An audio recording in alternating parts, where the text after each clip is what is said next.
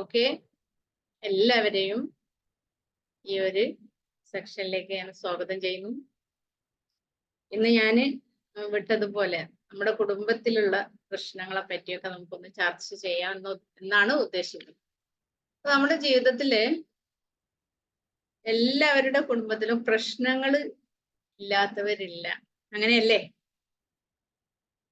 ചില ചോദ്യങ്ങൾക്കൊക്കെ നിങ്ങൾ ഇടയ്ക്കിടയ്ക്ക് മറുപടി പറയണം കേട്ടോ. ഒരു ശരാശരി മലയാളി നേരിടുന്ന ഒരു പ്രശ്നം എന്ന് പറഞ്ഞാല് ടെൻഷൻ, അല്ലെ? അതിൽ നിന്ന് ഡിപ്രഷൻ ആവുക. ഇതൊക്കെ എങ്ങനെയാണ് ഉണ്ടാവുന്നത്, എന്തുകൊണ്ട് ഉണ്ടാവുന്നു എന്നൊക്കെ അറിയോ? ഇതിന്റെയൊക്കെ പിന്നിൽ എന്താണ് പ്രവർത്തിക്കുന്നത്? ഇങ്ങനെയൊക്കെ അനുഭവിക്കാൻ എന്താണ് പ്രശ്നം അറിയോ? ഇതിനൊക്കെ പിന്നിൽ ശരിക്കും ദേഷ്യമല്ലേ? എങ്ങനെ ദേഷ്യം പിടിക്കുക? നമ്മൾ പറയുന്ന രീതിക്ക് കാര്യങ്ങൾ നടക്കുന്നില്ലെങ്കിൽ നമുക്ക് എന്ത് ചെയ്യും? ദേഷ്യം. ഇങ്ങനെയല്ലേ ദേഷ്യം ഉണ്ടാവുന്നത്? അപ്പൊ നമ്മള് കാര്യങ്ങൾ അവതരിപ്പിക്കും. മറ്റുള്ളവരോട് നമ്മൾ കാര്യങ്ങൾ പറയുമ്പോൾ അല്ലെങ്കിൽ ആ ഒരു പറയുന്ന രീതി, അവിടെയാണ് നമ്മൾ മാറ്റം വരുത്തേണ്ടത്. അപ്പൊ നമ്മള് ഒരാളോട് ഇങ്ങനെ എന്താ പറയാ, നമ്മളൊരു കാര്യം കൽപ്പിക്കുകയാണ്, അത് അവർക്ക് അത്ര അങ്ങ് ഇഷ്ടം ഉണ്ടാവില്ല. കൽപ്പന അല്ലെങ്കിൽ ഒരു ഓർഡർ അത് ആർക്കും ഇഷ്ടം ഉണ്ടാവും. അപ്പൊ നമ്മളൊരു നല്ല ടോണില് നമ്മളൊന്ന് പറയുകയാണെങ്കിൽ അത് അവരെന്ത് ചെയ്യും? അംഗീകരിക്കും. വളരെ സ്നേഹത്തോടെ നമ്മൾ അവരോട് ഒരു കാര്യം പറയുകയാണെങ്കിൽ അവരത് കേൾക്കാൻ തയ്യാർ. അപ്പൊ നമ്മള് മറ്റുള്ളവരോട് ദേഷ്യം പിടിക്കുക, അല്ലെങ്കിൽ അവരോട് നമ്മൾ ഒരു എന്താ പറയാ റേസായിട്ട് സംസാരിക്കുക, അവരെ കുറ്റപ്പെടുത്തുക, ഈ ഒരു സമയത്തൊക്കെ നമ്മൾ അവരിലേക്ക് കൊടുക്കുന്ന കാര്യം എന്ന് പറയുന്നത് ലോ എനർജിയാണ്. ഒരു ശക്തിയില്ല, അവരുടെ ശക്തി അങ്ങ് ചോർന്നു പോവാണ്, അല്ലേ? അവരുടെ എന്താ പറയാ എനർജി ലോ ആണ്. നമ്മൾ കൊടുക്കുന്നത് ഒരു നെഗറ്റീവ് എനർജിയാണ്. അത് കാരണം നമ്മൾ പറഞ്ഞ ആ കാര്യം അവരുടെ മനസ്സിൽ എന്ത് ചെയ്യും? അങ്ങനെ കിടക്കും. അത് കുറെ കിടക്കും. അവരത് മറ്റൊരാളോട് പറയും. അപ്പോഴും അവിടുന്ന് നമുക്ക് കിട്ടിക്കൊണ്ടിരിക്കുന്നത് എന്താണ്? നമ്മൾ ഇൻവെസ്റ്റ് ചെയ്തത് എന്താണ്? തിരിച്ച് നമുക്ക് എന്താണ് കിട്ടിക്കൊണ്ടിരുന്നത് പ്രോഫിറ്റ് ആയിട്ട്? ഒന്ന് ആലോചിച്ച് നോക്കൂ. നമ്മൾ ഒരാളോട് സംസാരിക്കുന്നു, ആ സംസാരത്തിന്റെ ടോണിലെ പ്രശ്നം തന്നെ നമുക്ക് എന്ത് ചെയ്യുന്നു? കിട്ടിക്കൊണ്ടിരുന്ന പ്രോഫിറ്റ് വളരെ മോശം. അവർ മറ്റൊരാളോട് പറഞ്ഞു, അവരവരോട് പറഞ്ഞു.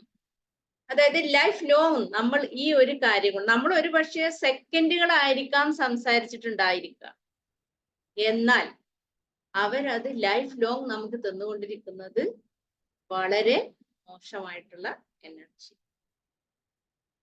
അപ്പൊ ഇത് നമ്മുടെ പ്രശ്നമല്ലേ? നമ്മൾ മറ്റുള്ളവരിൽ നിന്ന് എന്താണ് പ്രതീക്ഷിക്കുന്നത്? ആ പ്രതീക്ഷക്കനുസരിച്ചാണോ നമ്മൾ അവരോട് പെരുമാറുന്നത്? നമ്മൾ എപ്പോഴും വിചാരിച്ചു അവരെന്നോട് നന്നായിട്ട് പെരുമാറണം. അപ്പൊ അതിനാകെയുള്ള മാർഗം നമ്മൾ അവരോട് നന്നായിട്ട് പെരുമാറുക എന്ന്. ഇപ്പൊ നമ്മൾ എന്തെങ്കിലും ഒരു ഇഷ്യൂസ് ഉണ്ടായി, ഇപ്പൊ സ്ഥാപനത്തിലോ അല്ലെങ്കിൽ വീട്ടിലാവട്ടെ, വീട്ടിലെ കാര്യമാണല്ലോ നമ്മൾ പറയുന്നത്. വീട്ടിലൊരു പ്രശ്നം ഉണ്ടായി, നമ്മൾ എടുത്ത പാടെ വളരെ മോശമായിട്ടാണ് മക്കളോടായാലും ഹസ്ബൻഡിനോടായാലും നമ്മൾ പെരുമാറുന്നത്. നമ്മൾ എന്തൊരു എനർജിയാണ് അവർക്ക് കൊടുക്കുന്നത്, തിരിച്ച് അതേ എനർജിയാണ് നമുക്ക് കിട്ടുന്നത്. അപ്പൊ അവിടെയാണ് നമ്മൾ ശ്രദ്ധിക്കേണ്ടത്. നമ്മൾ വളരെ ശാന്തമായിട്ട് എന്തൊരു പ്രശ്നം വന്നാലും ആദ്യം നമ്മൾ അതിനെ ഒന്ന് ക്ഷമിക്കാൻ വേണ്ടി പഠിക്കുക. എന്നിട്ട് അതിനനുസരിച്ച് നമ്മൾ അവരോട് പെരുമാറി കഴിഞ്ഞാൽ തീർച്ചയായിട്ടും നമുക്കുള്ള തിരിച്ചു തരുന്നത്, അല്ലെ? നമ്മൾ നമ്മൾ അവിടെ എന്താണോ ഇൻവെസ്റ്റ് ചെയ്യുന്നത് അതാണ് നമുക്ക് തിരിച്ചു കിട്ടുക. അപ്പൊ അവിടുന്ന് കിട്ടുന്ന ആ പ്രോഫിറ്റ് എങ്ങനെയുള്ളതായിരിക്കണം എന്ന് നമ്മൾ അങ്ങോട്ട് കൊടുക്കുന്നതിനനുസരിച്ചാണ്. അപ്പൊ നമ്മൾ ഒരു എന്താ പറയാ ഈ രീതിയിൽ ഒരു നെഗറ്റീവ് എനർജി അങ്ങോട്ട് കൊടുത്താൽ തീർച്ചയായിട്ടും നമുക്ക് അവിടുന്ന് നെഗറ്റീവ് മാത്രമേ പ്രതീക്ഷിക്കാൻ പറ്റൂ. അതേസമയം നമ്മൾ വളരെ ശാന്തമായി അവരോട് വളരെ നല്ല രീതിയിലാണ് നമ്മൾ പെരുമാറിയിട്ടുള്ളത് എങ്കിൽ അവരത് എന്നും ഓർക്കും ചെയ്യും. നമ്മൾ മറ്റുള്ളവരോട് നമ്മളെ കുറിച്ച് എന്താ പറയാ, വളരെ നല്ലതായിട്ടാണ് പറയുക. അവരവരോടും ഞാൻ എന്റെ ഭാഗത്ത് ഇങ്ങനെ ഒരു തെറ്റ് വന്നു, പക്ഷെ എന്നോട് ഇങ്ങനെയാണ് പെരുമാറിയത്, എന്റെ ഹസ്ബൻഡ് ഇങ്ങനെയാണ് എന്നോട് പെരുമാറിയത്, അല്ലെ, വളരെ നല്ല രീതിയിലാണ് പെരുമാറിയത്. ആ ഒരു നന്ദി, ആ ഒരു ഇതോ അവരുടെ ഉള്ളിൽ ഉണ്ടാകുന്ന ഒരു നനുത്ത ഒരു ഇതുണ്ടാവില്ലേ, ആ ഒരു സംഭവം വളരെ നല്ലതായിരിക്കും. അത് എന്നും നമുക്ക് കിട്ടിക്കൊണ്ടിരിക്കുന്ന അപ്പൊ അതിൽ നിന്ന് നല്ല ഒരു പോസിറ്റീവ് എനർജിയാണ് നമുക്ക് വന്നുകൊണ്ടിരിക്കുന്നത്. അപ്പൊ ഒരാളെ നന്നാക്കാൻ പോയിട്ട് കാര്യമില്ല. നമ്മളെപ്പോഴും എന്താണ്, നമുക്കനുസരിച്ച് മറ്റുള്ളവർ മാറണം എന്ന് കരുതുമ്പോ അതൊരിക്കലും നടക്കുന്ന കാര്യമല്ല. അപ്പൊ ആദ്യം നമ്മളെ പെരുമാറ്റം നന്നാക്കിയിട്ട് അവരോട് നന്നായി പെരുമാറിയാൽ തീർച്ചയായിട്ടും അവരിൽ നിന്ന് നമുക്ക് അത് തന്നെയാണ് കിട്ടിക്കൊണ്ടിരിക്കുക. നമ്മുടെ കുടുംബജീവിതത്തിലേക്ക് വരികയാണെങ്കിൽ ഇത് തന്നെയാണ് സംഭവിക്കുന്നത്, അല്ലെ? ഭാര്യയും ഭർത്താവും ആണെങ്കിലും എന്താണ്, നമ്മള് ഒരു വീട്ടിൽ രാവിലെ എഴുന്നേറ്റ് കഴിഞ്ഞാല് ഒരു പുഞ്ചിരി, അല്ലെങ്കിൽ നമ്മളിപ്പോ ആദ്യം എഴുന്നേറ്റ് പോയിട്ടുണ്ടെങ്കിൽ പിന്നെ ഭർത്താവ് വരുന്നു, ഭർത്താവ് ഒരു പുഞ്ചിരിച്ചിട്ടാണോ നമ്മളെ സ്വീകരിക്കുന്നത്, അല്ലെങ്കിൽ ഒരു സലാം പറഞ്ഞിട്ടാണോ നമ്മളെ സ്വീകരിക്കുന്നത്, ഇതൊക്കെ നമ്മളൊന്ന് ചിന്തിക്കേണ്ടതുണ്ട്. നമ്മുടെ ജീവിതം ശരിക്കും ഒരു പെടാപാട് പെട്ടുകൊണ്ടാണ്, വളരെ ബിസിയാണ്. നമുക്ക് എപ്പോഴും എന്താ പറയാ, ഒരുപാട് ജോലികള്, നമ്മൾ അതിലിങ്ങനെ ഇട്ട് കറങ്ങിക്കൊണ്ടിരിക്കുന്ന ഒരവസ്ഥയാണ് വീട്ടമ്മമാർക്ക്. ശരിക്കും നമ്മളൊന്ന് ചിട്ടപ്പെടുത്തി കഴിഞ്ഞാൽ ഇതിനെല്ലാം ഒരു മാറ്റം വരുത്താം. നമ്മൾ ഇവരോട് പെരുമാറുമ്പോ മാന്യമായിട്ട് നമ്മൾ പെരുമാറുകയാണെങ്കിൽ തീർച്ചയായിട്ടും നമുക്ക് അവരിൽ നിന്നും ആ രീതിയിലുള്ള ഒരു പെരുമാറ്റം കിട്ടും എന്നുള്ളത് തന്നെയാണ്. എന്നാൽ ചില ആളുകൾക്ക് പറയാനുണ്ടാവും, പുറത്തു പോയാൽ ഇവര് വളരെ നല്ലതിലാണ് പെരുമാറുന്നത്, പക്ഷെ വീട്ടില് എന്നോടും മക്കളോടും ഇങ്ങനെയാണ്. അപ്പൊ എൻ്റെ അടുത്തൊരു കേസ് വന്നു, എൻ്റെ ഒരു സുഹൃത്ത് വഴി വന്നതാണ്. പക്ഷെ ഞാൻ അവരുമായിട്ട് സംസാരിച്ചപ്പോ അവരുടെ പ്രശ്നം ഹസ്ബൻഡിന്റെ ഒരു വഴിവിട്ട ബന്ധത്തെ കുറിച്ചാണ് സംശയം, അല്ലെ? ഇത് ഇന്ന് എന്താ പറയാ, പല വീടുകളിലും നടക്കുന്ന ഒരു സംഭവമാണ്. നമ്മള് ശരിക്കും പറഞ്ഞാല് നമ്മുടെ ജീവിതത്തിൽ അതില്ലാത്തത് കൊണ്ട് അങ്ങനെയൊന്നും ചിന്തിക്കാറില്ലെങ്കിലും മറ്റുള്ളവരുടെ പ്രശ്നങ്ങൾ നമ്മളിലേക്ക് വരുമ്പോഴാണ് ഇങ്ങനെയൊക്കെ കുടുംബത്തിൽ നടക്കുന്നുണ്ട് എന്ന് മനസ്സിലാവുന്നത്. ശരിക്കും ഞാൻ അവരുടെ എല്ലാ കാര്യങ്ങളും കേട്ടിരുന്നു. ശരിക്കും നമ്മള് ഒരു ലിസണർ ആകുക എന്നുള്ളത് തന്നെയാണ് നമ്മളൊരു കാര്യം എന്താ പറയാ കൗൺസിലിംഗ് നടത്തുമ്പോൾ ഉള്ളത്. അങ്ങനെ കേട്ടു കഴിഞ്ഞു. ഒരുപാട് പ്രശ്നങ്ങളും ഭർത്താവിനില്ലാത്ത കുറ്റങ്ങളില്ല. പൊതുവേ നമ്മളെ ഒരു ഇതെന്ന് വെച്ചാല് എന്താ പറയാ, ഒന്നും മറക്കാൻ തയ്യാറാവും. മനസ്സിലായോ? നമ്മളെന്നല്ല, അവരും അങ്ങനെ തന്നെ ആയിരിക്കാം. പക്ഷെ എന്നാലും കൂടുതൽ സ്ത്രീകളും ചെയ്യലെന്താണ്, എന്തോ ഒരു കാര്യം വന്നു കഴിഞ്ഞാല് ഞാൻ വന്ന അന്ന് മുതൽ നിങ്ങൾ ഇങ്ങനെ തന്നെയാണ്, അങ്ങനെയാണ്, ഇങ്ങനെയാണെന്ന് പറഞ്ഞിട്ട് തുടങ്ങും. അന്ന് നിങ്ങൾ അത് ചെയ്തില്ല, ഇത് ചെയ്തില്ല, നിങ്ങൾ ഇപ്പോഴും അങ്ങനെ തന്നെ അല്ലേ, ഇതൊക്കെയാണ് നമ്മൾ പറഞ്ഞുകൊണ്ടിരിക്കുക. അപ്പൊ ഇവരും എന്നോട് ഇങ്ങനെയാണ് സംസാരിച്ചത്, അടി തൊട്ട് മുകള് വരെ ഇങ്ങനെ പറഞ്ഞു, അതെല്ലാം കേട്ടു. അപ്പൊ തിരിച്ച് ഞാനൊരു ചോദ്യം ചോദിച്ചിട്ടുണ്ട്, നിങ്ങൾ എങ്ങനെ അവരോട് പെരുമാറുന്നു? നിങ്ങളിപ്പോ അവരോട് നന്നായിട്ട് സംസാരിക്കാറുണ്ടോ? ഇല്ല. കണ്ടില്ലേ? ആ ഹസ്ബൻഡ് ഈ ഒരു പ്രശ്നത്തിലൊക്കെ പെട്ടെങ്കിലും അവസാനം അയാൾക്ക് സത്യം മനസ്സിലാകുകയും അതിൽ നിന്ന് എങ്ങനെയെങ്കിലും ഊരി പോരണം എന്നുള്ള ഒരു സിറ്റുവേഷനിൽ എത്തുകയും അയാൾ മാറുകയും ചെയ്തിട്ടുണ്ട്. പക്ഷെ ഇപ്പോഴും അവരെ അംഗീകരിക്കാൻ തയ്യാറാവുന്നില്ല. അവരുടെ മനസ്സിന് അതിന് പറ്റുന്നില്ല. ഇതാണ് പ്രശ്നം. അപ്പൊ ഞാൻ ചോദിച്ചു, ഇപ്പൊ എങ്ങനെ പെരുമാറുന്നത്? ശരിക്കും അവര് എന്താ പറയാ, മാനസികമായിട്ട് വല്ലാത്ത ഒരു അന്തരത്തിലാണുള്ളത്. നോക്കണം, ഇവിടെ നമുക്കത് ക്ഷമിച്ചു കൊടുക്കാൻ തയ്യാറാണെങ്കിൽ ആ കുടുംബ ജീവിതം വളരെ ഭംഗിയായിട്ട് മുന്നോട്ട് പോകും. എന്താന്ന് വെച്ചാൽ തെറ്റ് പറ്റി, ഒന്നും ചെയ്യാൻ പറ്റില്ല, അല്ലേ? പക്ഷാതപിച്ച് മടങ്ങാവുന്നതാണ്. അവര് മടങ്ങുകയും ചെയ്തു. ഈ ഓപ്പോസിറ്റ് നിൽക്കുന്ന, അതായത് ഇപ്പൊ ഈ ഭർത്താവിന് ഓപ്പോസിറ്റ് ഒരാളുണ്ടല്ലോ, അതായത് ഈ ഭാര്യ അല്ലാതെ, അവര് പോലും എന്ത് ചെയ്തിട്ടുണ്ട്, മാറി ഉംറക്ക് പോവാന്നൊക്കെ അവര് തയ്യാറായിട്ടുണ്ട്. അപ്പൊ അവരും പക്ഷാതാപിച്ച് മടങ്ങുന്നുണ്ട്. ഇയാളും മടങ്ങി വന്നിട്ടുണ്ട്. എന്നിട്ടും ഇയാളെ ഭാര്യക്ക് എന്ത് ചെയ്യുന്നില്ല, പൊറുക്കാൻ പറ്റുന്നില്ല. സംഗതി ശരിയായിരിക്കാം, നമുക്ക് പ്രയാസമുണ്ടാവും. പക്ഷേ ഇവിടെ അഡ്ജസ്റ്റ്മെന്റ് എന്ന് ഞാൻ പറയുന്നത്, കുടുംബജീവിതത്തിൽ ഒരിക്കലും നമ്മൾ അഡ്ജസ്റ്റ്മെന്റ് അല്ല വേണ്ടത്, മനസ്സിലാക്കി പെരുമാറുക എന്നുള്ളത്. നമ്മൾ വെറുതെ ഒരാൾക്ക് വേണ്ടി നമ്മൾ അഡ്ജസ്റ്റ് ചെയ്തതിൽ ഒരു കാര്യമില്ല. മനസ്സിലാക്കുക, എന്റെ ഹസ്ബൻഡ് ഇങ്ങനെയാണ്, അല്ലെങ്കിൽ എന്റെ അമ്മായിയമ്മ ഇങ്ങനെയാണ്, അല്ലെങ്കിൽ എന്റെ എന്താ പറയാ ഫാദറില്ല ഇങ്ങനെയാണ്, അവരെയൊക്കെ സ്വഭാവം ഇങ്ങനെയാണ്.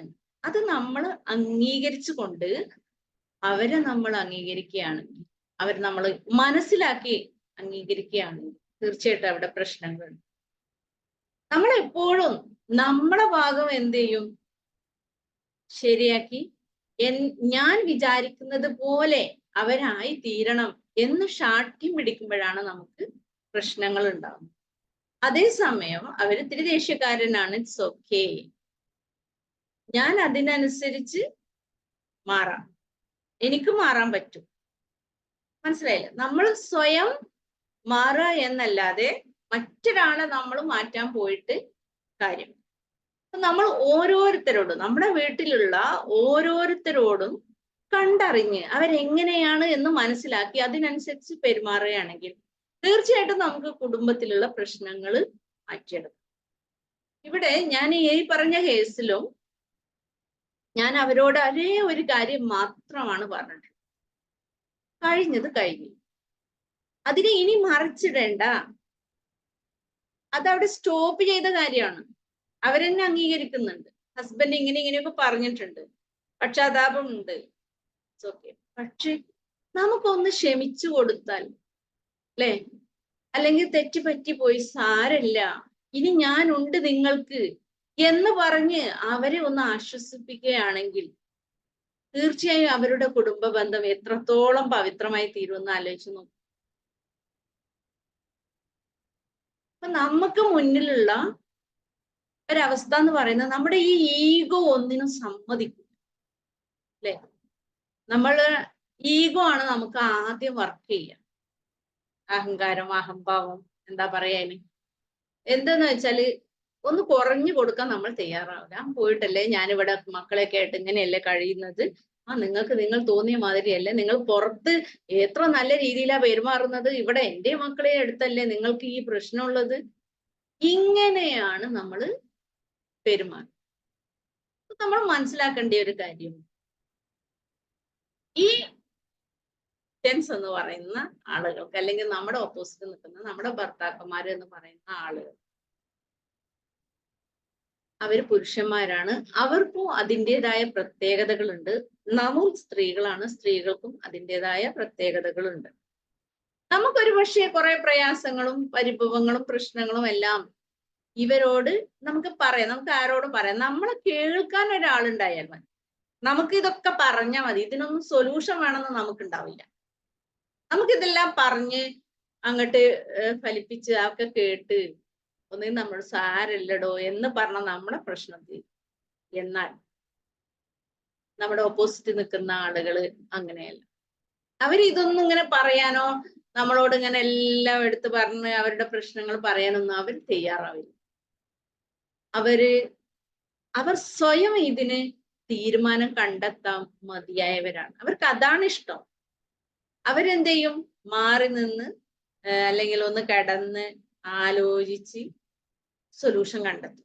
നമ്മൾ അതിന്റെ ഇടയിൽ പോയി കണ്ട് എന്ത് ചെയ്യണ്ട, അതിങ്ങനെ എന്നോട് പറയും എന്താ പ്രശ്നവും, എന്താ നിങ്ങൾ ഇങ്ങനെയുള്ള ചോദ്യങ്ങളൊക്കെ നമ്മൾ എന്താ പറയാ, അതൊക്കെ ഒഴിവാക്കിയിട്ട് നമ്മൾ അവരെ ഒന്ന് മനസ്സിലാക്കാൻ വേണ്ടി നമ്മൾ ശ്രമിക്കും. എന്നിട്ട് അവരുടെ ആ ഒരു ടെൻഷനും പിന്നെ എന്താ പറയാ, പ്രയാസങ്ങളൊക്കെ ഒന്ന് മാറുന്ന, അതൊക്കെ ഒന്ന് തണുക്കുന്ന ഒരു സമയം ഉണ്ടാവും. അപ്പൊ ഒരു പക്ഷേ നമ്മൾ ചോദിച്ചാൽ അവര് പറയുകയും ചെയ്യും. അപ്പൊ ഈ രീതിയിൽ നമ്മുടെ ഓപ്പോസിറ്റ് നിൽക്കുന്നത് ആരൊക്കെയാണോ അവര് നമ്മൾ മനസ്സിലാക്കിയിട്ട് നമ്മൾ പ്രവർത്തിക്കാൻ തയ്യാറാണ്. അപ്പൊ ഈ കാര്യത്തിൽ നമുക്ക് അതാണ് ചെയ്യാനുള്ളത്. അപ്പൊ മാക്സിമം നമ്മൾ ക്ഷമിക്കാൻ തയ്യാറായി കഴിഞ്ഞാൽ തന്നെ നമ്മുടെ ഒരുവിധം കുടുംബത്തിലുള്ള പ്രശ്നങ്ങൾക്കെല്ലാം തന്നെ പരിഹാരമാവും. മറ്റൊന്ന്, കുടുംബത്തിൽ നമ്മള് എന്താ പറയാ, സ്നേഹം എന്ന് പറയുന്ന ഒരു സംഭവം അത് പ്രകടിപ്പിക്കാനുള്ളതാണ്. മിക്ക വീടുകളിലും എന്താണ് അറിയോ, നല്ല സ്നേഹമുള്ള ഭാര്യയും ഭർത്താവും ഒക്കെ ആയിരിക്കും. പക്ഷെ ഇവര് പരസ്പരം കമ്മ്യൂണിക്കേഷൻ വളരെ കുറവായിരിക്കും. സംസാരം വളരെ കുറവ്. ഒരാള് അവരുടെ പാട്ടിന് പോകും, മറ്റേയാളെ പാട്ടിന് പോകും. അതായത് എന്താ പറയാ, വീട്, മക്കള്, ഇങ്ങനെയുള്ള ഒരു രീതിയിലുള്ള. മറ്റേ ആള് ജോലി, അവരുടെ ഫ്രണ്ട്സ്, അല്ലെങ്കിൽ അവരുടെ സാമൂഹികമായിട്ടുള്ള പ്രശ്നങ്ങൾ, ഇതിലൂടെ പോകും. കുടുംബത്ത് വന്ന് എന്താ പറയാ, പരസ്പരം ഒന്ന് ഉള്ളു തുറന്ന് സംസാരിക്കുകയും അതിനൊരു പരിഹാരം, നമ്മുടെ പ്രശ്നങ്ങൾക്ക് ഒരു പരിഹാരം കാണാനോ ഒന്നിനും ഒരു സംസാരം ഉണ്ടാകും. ഈ കമ്മ്യൂണിക്കേഷൻ ഗ്യാപ്പ് എന്ത് ചെയ്യും, നമ്മൾക്കിടയിൽ ഒരു വലിയൊരു മതിൽക്കെട്ടായി നിൽക്കും. അപ്പൊ നമ്മള് അതും എന്ത് ചെയ്യണം, മാറ്റണം. അതിനുവേണ്ടി ഒരുങ്ങുക എന്ന് പറയുന്നത് പുരുഷന്മാരെക്കാളും സ്ത്രീകളാണ് അതിന് മുൻകൈ എടുക്കേണ്ടത്. തീർച്ചയായിട്ടും നമ്മൾ എന്താ ചെയ്യേണ്ടതെന്ന് വെച്ചാൽ, നമ്മൾ ഭക്ഷണം കഴിക്കുന്ന സമയത്തെങ്കിലും നമ്മൾ മക്കളെയൊക്കെ കൂട്ടി ഡൈനിങ് ടേബിളിൽ ഇരുന്നുകൊണ്ട് ഒന്നിച്ചിരുന്ന് ഒരു ഭക്ഷണം കഴിക്കുകയും അവിടെ നമുക്ക് വേണമെങ്കിൽ ഇങ്ങനത്തെ ചർച്ചകളൊക്കെ വന്ന് സംസാരിക്കുകയൊക്കെ, അല്ലെങ്കിൽ ഭക്ഷണം കഴിഞ്ഞ് കുറച്ചു നേരമൊക്കെ അവിടെ ഇരുന്ന് നമ്മൾ സംസാരിക്കുകയാണെങ്കിൽ അവിടെ ഒരു സ്നേഹത്തിന്റെ ഒരു അടുക്കുണ്ട്. ആ ഒരു അടുപ്പം ഉണ്ടാവാൻ ഏറ്റവും നല്ല ഒരു മാർഗമാണ് നമ്മൾ ഒന്നിച്ച് ഭക്ഷണം കഴിക്കുക. അപ്പൊ ഇതൊക്കെ ഇന്ന് മിക്ക വീടുകളിലും ഇതൊന്നും ഇല്ലാത്ത അവസ്ഥയാണ്. ഓരോരുത്തർ വരിക, സ്വന്തം വിളമ്പി കഴിക്കുക, ഓരോ ടൈം ഓരോരുത്തർക്ക്, ഇങ്ങനെയൊക്കെ ഒരു എന്താ പറയാ, ചിഹ്നം ചിതറി കിടക്കുന്ന ഒരു കുടുംബമാണെങ്കിൽ അവിടെ പ്രശ്നങ്ങള് തീരൂല. അവർക്ക് എത്രത്തോളം അവർക്ക് അനുഗ്രഹങ്ങൾ ഉണ്ടെങ്കിലും അതൊന്നും ആസ്വദിക്കാനോ അതിനനുസരിച്ച് ഒരു ശാന്തമായ ഒരു രീതിയിലൂടെ മുന്നോട്ട് പോകാനോ കഴിയും. ശരിക്കും വീടെന്ന് പറയുന്നത് സെക്കൻഡ്, ശാന്തമായത്, അവിടെ ശരിക്കും ശാന്തി കളിയാടുന്ന ഒരു സ്ഥലമാണ് വീടെന്ന് പറയുന്നത്. മസ്കൻ എന്നാ പറയുന്നത് അല്ലെ. അപ്പൊ ഒരു മസ്കനാവണം ഒരു വീടെന്ന് പറയുന്നത്. അപ്പൊ അതിനു വേണ്ടി നമ്മൾ എന്തൊക്കെ ചെയ്യണം, നമ്മൾ പറഞ്ഞ രീതിയിൽ നിങ്ങൾ പെരുമാറുകയാണെങ്കിൽ തീർച്ചയായിട്ടും നമുക്ക് ആ വീടില് ഇതുപോലെ നല്ല ഒരു ശാന്തത കളിയാടുന്ന ഒരു വീടാക്കി മാറ്റാം. മക്കളോടായാലും ഭർത്താവിനോടായാലും വളരെ ശാന്തമായിട്ട് സ്നേഹത്തോടെ സ്നേഹം കൊടുക്കുക. മനസ്സിലായില്ലേ? അപ്പൊ നമ്മളോട് ഇങ്ങോട്ട് ഇനിയിപ്പോ ഇത്തിരി റഫായിട്ട് പെരുമാറിയാലും തിരിച്ച് നമ്മൾ എന്താണോ അങ്ങോട്ട് സംസാരിക്കുന്നത് അവിടെയാണ് അതിൻ്റെ ഒരു ഇത്. മനസ്സിലായില്ലേ? അപ്പൊ നമ്മള് ഇങ്ങോട്ട് അതുപോലെ റെസ്പോൺസ് ചെയ്യാതെ നമ്മളൊന്ന് ഒരു എന്താ പറയാ, സദമത്തിൽ ഊല എന്നാണ്. ആ ഒരു ഫസ്റ്റ് ടൈം തന്നെ നമ്മൾ ക്ഷമിച്ചുകൊണ്ടാണ് അവരോട് സംസാരിക്കുന്നത് എങ്കിൽ തീർച്ചയായിട്ടും ഇതിനെല്ലാം ഒരു മാറ്റം കൊണ്ടുവരാൻ പറ്റും. അപ്പൊ നമ്മള് എപ്പോഴും സ്നേഹം ഇൻവെസ്റ്റ് ചെയ്യാൻ വേണ്ടി തയ്യാറാവുക. തിരിച്ചു കിട്ടുന്ന പ്രോഫിറ്റ് വളരെ വലുതായിരിക്കും. മനസ്സിലായില്ലേ? അത് ഇനി ഞാൻ ഇന്ന് വീട്ടിലുള്ള ഒരു കാര്യം പറയാ എന്ന് വിചാരിച്ചുകൊണ്ടാണ് വീട് എന്ന് മാത്രം പറയുന്നത്. ഇത് എവിടെയായാലും അങ്ങനെയാണ്, സ്ഥാപനത്തിലാവട്ടെ, മറ്റു വല്ല ജോലി സ്ഥലത്താവട്ടെ, എവിടെ ആയാലും നമ്മൾ മറ്റുള്ളവരിലേക്ക് എന്താണ്. ഇപ്പൊ എനിക്ക് തന്നെ പല കാര്യങ്ങളും ഓർമ്മയുണ്ട്. ഞാൻ ജോലിക്ക് ജോയിൻ ചെയ്ത സമയത്ത് എന്റെ ബോർഡിൽ ഞാനൊരു തെറ്റിച്ചെഴുതിയിട്ട് എന്റെ HM വന്നിട്ട് എന്നോട് പറഞ്ഞു, ടീച്ചറെ അക്ഷരം തെറ്റിയിട്ടുണ്ട്. വളരെ മാന്യമായിട്ട് എന്നോട് പറഞ്ഞു. ഞാൻ ഇന്നും അത് ഓർക്കുന്നത് എത്ര ബഹുമാനത്തോടെ ആദരവോടെയാണ് എന്നുള്ളത് എനിക്കേ അറിയൂ. കാരണം അത് പിന്നെ ഒരു ആളെ കേൾക്കുകയൊന്നും പറഞ്ഞിട്ടില്ല, നേരെ എന്നോട് വന്ന് സ്വകാര്യമായിട്ടാ പറഞ്ഞത്. എന്റെ ദ എന്ന അക്ഷരം മാറിപ്പോയിട്ടുണ്ട്. അപ്പൊ അവരോടുള്ള എനിക്കൊരു റെസ്പെക്ട് എത്രത്തോളം വലുതാണ് അല്ലെ. അപ്പൊ നിങ്ങളൊന്ന് ആലോചിച്ച് നോക്കും, നമ്മൾ അതുപോലെ ആവണം. അതല്ലാതെ നമ്മൾ ഒരു തെറ്റ് പറ്റി അതങ്ങ് പബ്ലിക്കായിട്ട് വിളിച്ചു പറഞ്ഞ് മറ്റുള്ളവരെ നാണം കെടുത്താതെ നമ്മൾ വളരെ മാന്യമായിട്ട് പെരുമാറി കഴിഞ്ഞാൽ ആ ഒരു എന്താ പറയാ, നമുക്ക് അവരോടുള്ള ഒരു ബഹുമാനം എന്ത് മാത്രമാണ്. അതിപ്പോ ഇനി നമ്മുടെ വീട്ടില് ഭാര്യയും മക്കളും ഭർത്താവും അങ്ങനെ ആയാലും കുഴപ്പമില്ല, അവരിലെല്ലാം നമ്മൾ ഇത് കീപ്പ് ചെയ്യാൻ വേണ്ടി നമ്മൾ ശ്രമിക്കണം. ചില ആളുകളുണ്ടാവും, എന്റെ മക്കളല്ലേ ഞാൻ അങ്ങനെ പെരുമാറിയാൽ എന്താണ്. ശരിക്കും നമ്മൾ മനസ്സിലാക്കുക, നമ്മുടെ മക്കൾ എന്ന് പറയുന്നത് നമ്മുടെ മക്കൾ തന്നെയാണ്. പക്ഷെ അവരുടെ ചിന്തകളും അവരുടെ വിചാരങ്ങളും ഒക്കെ അവരുടേതാണ്. അവര് നമ്മളെക്കാളും അധികം ചിന്തിക്കുകയും പ്രവർത്തിക്കുകയും നമ്മളെക്കാൾ ഏറെ അറിവുകൾ സമ്പാദിക്കുന്നവരും അവർ ഈ ഇന്റർനെറ്റ് യുഗത്തിലേക്കാണ് അവര് ജനിച്ചു വീണിട്ടുള്ളത്. അവരുടെ മെമ്മറി അത്രത്തോളം പവർ ഉള്ളതാണ്, അവർക്ക് കാര്യങ്ങൾ അത്രയും മനസ്സിലാക്കാൻ പറ്റുന്നതാണ് എന്നൊക്കെയുള്ള ഒരു ബോധം നമ്മുടെ ഉള്ളിൽ ഉണ്ടായിരിക്കുക എന്നുള്ളത് വളരെ വളരെ അത്യാവശ്യമായിട്ടുള്ള കാര്യം. അപ്പൊ നമ്മള് അവര് ഇന്റെ മക്കളല്ലേ എന്ന് വിചാരിച്ച് നിങ്ങൾ അങ്ങോട്ട് തൊള്ളയെ തോന്നിയതൊക്കെ പറയുന്ന ഒരു രീതി നമ്മൾ അവസാനിപ്പിക്കുക. മക്കളോടായാലും സ്നേഹത്തോടെ പെരുമാറുക. നമ്മളെ കുടുംബത്തില് നമ്മൾ അവരോട് എങ്ങനെയാണോ പെരുമാറുന്നത് അതാണ് അവര് കണ്ട് വളരുന്നത്, മനസ്സിലാക്കുക. അപ്പോ ആ ഒരു രീതിയിലാണ് അവര് മറ്റുള്ളവരോട് മനസ്സിലാക്കുക. നമ്മളോട് പെരുമാറുന്നതല്ല, നമ്മളെ വീട്ടിൽ നിന്ന് അവര് പഠിക്കുന്ന പാഠം. ഇപ്പൊ മക്കളാണെങ്കിൽ വീട്ടിൽ നിന്നാണ് ആദ്യത്തെ പാഠം, അല്ലെ എന്താ പറയാ, അലുമു മദ്രസത്ത് നിന്നാണല്ലോ. അപ്പൊ ഉമ്മയാണ് ഒന്നാമത്തെ ഒരു പിന്നെ വീടും സോറി അധ്യാപകനായാലും സ്കൂളായാലും എല്ലാം ഉമ്മയാണ് എന്നാണ്. അപ്പൊ നമ്മള് കുട്ടികളെ സ്കൂളിലൊക്കെ ചേർത്തുന്നതിന് മുമ്പ് നമ്മളിൽ നിന്നാണ് കുട്ടികൾ ഇതെല്ലാം പഠിച്ചു പോകുന്നത്. അപ്പൊ ഈ ഒരു പെരുമാറ്റമാണ് പുറത്തിറങ്ങി കഴിഞ്ഞാല് പിന്നെ ഉണ്ടായിരിക്കുക. അപ്പൊ അതാണ്, അപ്പൊ നമ്മളാണ് ഇതെല്ലാം ഉണ്ടാക്കിയെടുക്കേണ്ടത്, എങ്ങനെയാണ് അവരോട് അപ്പൊ അതാണ് അവർ ക്യാച്ച് ചെയ്യുന്നത്. അങ്ങനെ അപ്പൊ നമ്മുടെ മക്കള് നല്ലൊരു രീതിയിൽ വളരണമെങ്കിലും നമ്മൾ ഇതുപോലെ പെരുമാറും, വളരെ സ്നേഹം. എപ്പോഴും എന്താ പറയാ, ഒരു തെറ്റ് പറ്റിപ്പോയാൽ ഉടനടി അതിനെ ഷൗട്ട് ചെയ്യാതെ ഒന്ന് കാര്യം മനസ്സിലാക്കാനും കുട്ടിക്ക് മനസ്സിലാകുന്ന രീതിയിൽ നമ്മൾ അത് പറഞ്ഞു കൊടുക്കുകയും ചെയ്തു കഴിഞ്ഞാൽ തീർച്ചയായിട്ടും കുട്ടി വളരെ റെസ്പെക്റ്റോടെയാണ് ഉമ്മയെ.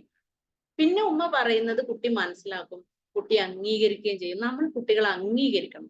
ഏത് ചെറിയ കുട്ടിയായാലും എന്റെ ഉമ്മ ഉഷാറാണ്, അല്ലെ എന്റെ ഉമ്മ ഇങ്ങനെയാണ് പെരുമാറുക, എന്റെ ഉമ്മയാണ് എന്റെ റോൾ മോഡൽ, എന്റെ ഉപ്പയാണ് എന്റെ റോൾ മോഡൽ എന്ന് പറയുന്ന രീതിയിലേക്ക് നമ്മുടെ മക്കള് വളർന്നു വരുന്ന രീതിയിലേക്ക് വേണം നമ്മൾ പെരുമാറാൻ.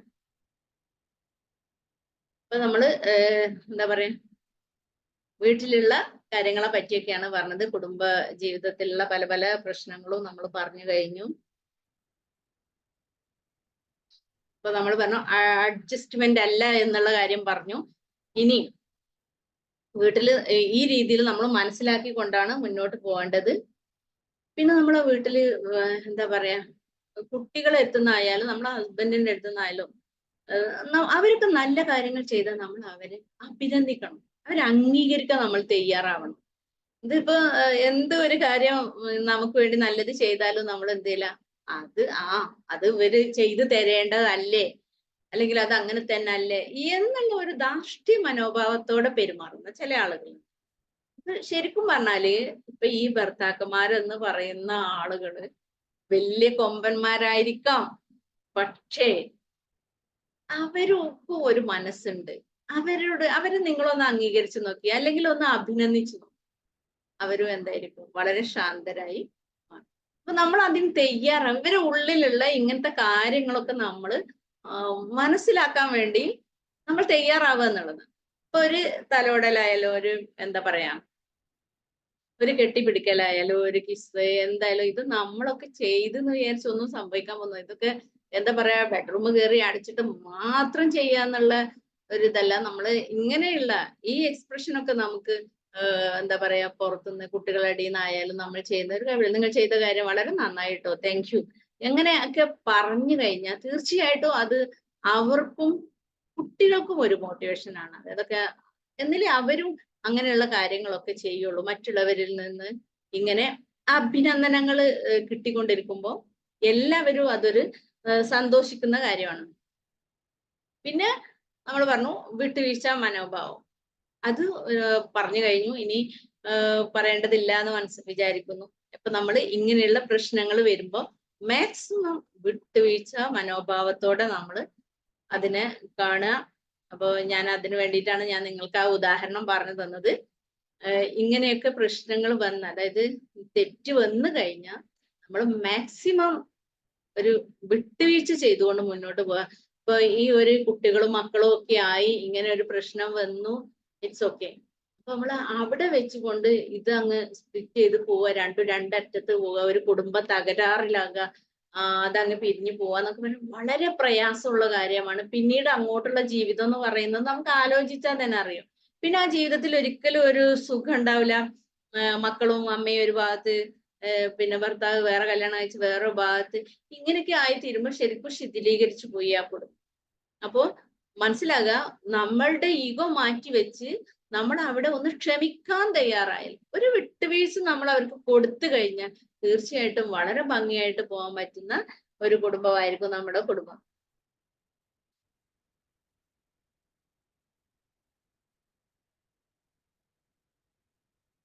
അല്ലെ? അപ്പൊ പിന്നെ ഇനി കൂടുതൽ കാര്യങ്ങളൊന്നും പറയാനില്ല. കുറെ കാര്യങ്ങളൊക്കെ ഞാൻ പറഞ്ഞു കഴിഞ്ഞു. അപ്പൊ നമ്മളൊരു എന്താ പറയാ, ഞാൻ ഒരു യൂട്യൂബിൽ ഞാനൊരു ഇത് കണ്ടതാണ്. 7 വർഷമായിട്ട് ഒരാള് പിന്നെ ഭർത്താവിന് ചായ കൊടുത്തിട്ടില്ല. അപ്പൊ ആ ചായ കൊടുക്കും, ഭർത്താവ് അങ്ങനെയൊന്നും പ്രതീക്ഷിക്കുന്നില്ല എന്ന് പറഞ്ഞു. പക്ഷെ അവര് ചായ കൊടുക്കുമ്പോ പിന്നെ അവര് വേലക്കാരിയെ വിളിച്ചിട്ട്, ഇത് അത്ഭുതമായ ഒരു കാര്യമാണ്, പിന്നെ ഇപ്പൊ കാണാനേ പറ്റുള്ളൂ, നോക്കൂ എന്നൊക്കെ പറഞ്ഞു എന്ന് പറയുന്ന ഒരു രംഗം കണ്ട്. അപ്പൊ നമ്മള് ആലോചിച്ച് നോക്കുക. അപ്പൊ അവർക്ക് തന്നെ ഭയങ്കര ഒരു അത്ഭുതമാണ്. കാരണം ഹസ്ബൻഡ് ഇതൊക്കെ ആഗ്രഹിക്കുന്നുണ്ട്. രണ്ടുപേരും ജോലിക്ക് പോകുന്ന ആളുകളാണ്. അപ്പൊ ശരിക്കും അവർ ഒരേ സമയത്ത് കയറി വരാറില്ല. പെട്ടെന്ന് ഒരു ദിവസം അവര് യാദൃശികമായിട്ടാണ് ഒരു സമയത്ത് വന്നതും ഈ ഭാര്യക്ക് ഭർത്താവിന് ചായ കൊടുക്കാനുള്ള ഒരു അവസരം കിട്ടിയതും ഒക്കെ. അപ്പൊ നമ്മൾ മനസ്സിലാക്കുക, എന്തൊക്കെ ജോലി ആയാലും എങ്ങനെയൊക്കെ ആയാലും ഇതെല്ലാം ആഗ്രഹിക്കുന്നുണ്ട്. ഒരു ഭാര്യയിൽ നിന്ന് ഒരു ഭർത്താവ് ഇങ്ങനെ കുറെ കാര്യങ്ങളൊക്കെ ആഗ്രഹിക്കുന്നുണ്ട്.